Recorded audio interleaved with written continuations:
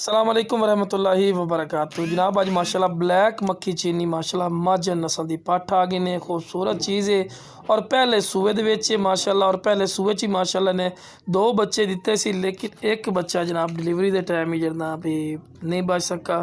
तो दूसरी माशाल्लाह पट्ठ है पे खूबसूरत माशाल्लाह चीज़ ने और चंगे हवाने चड्डे दे विच और जनाब गरंटी शुदा है 2 किलो दुध है जनाब 2 टाइम। और ये जनाब नहीं आखना गलत बयान वाली गल भी तुसीं मेरे कोल आओ आके वेख के लै जाओ। मेरी लोकेशन लुडन शहर डिस्ट्रिक्ट व्याड़ी लुडन मेन अड्डे ते यूबीएल बैंक और पीएसओ पंप के सामने और वाइट अख दे ने और कन्ना दे लापर वगैरह हर पॉइंट और जबरदस्त चीज़ है।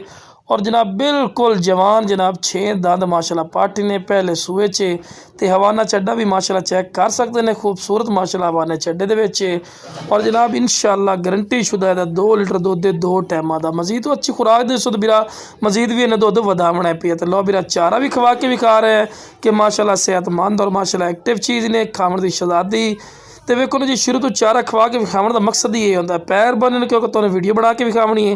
तो लो जनाब इस तो बाद तो उन्होंने दुध भी बच्चे पिला के चेक करवा रहे हैं कि माशाल्लाह इसे का बच्चा है पिया बिरा और जितना माशाल्लाह का दुध देना बिरा अल्लाह खैर किते दिन च ही बच्चे ने माशाल्लाह अच्छी ग्रोथ करनी है और 1.5 महीने बाद इन्हें फिर भी माशाल्लाह बकरी ने क्रॉस हो जाना है। और डिमांड की गल की जाए बिरा ये नाल दा इकल्ली तुसीं बकरी भी मंडी लगे जाओ ना तो जितना का दुध देना माशाल्लाह तुहानूं 40-45 हज़ार तो घट नहीं मिलनी, लेकिन असीं तुहानूं सोच तो भी कम रेट देवांगे बच्चे दे नाल ही।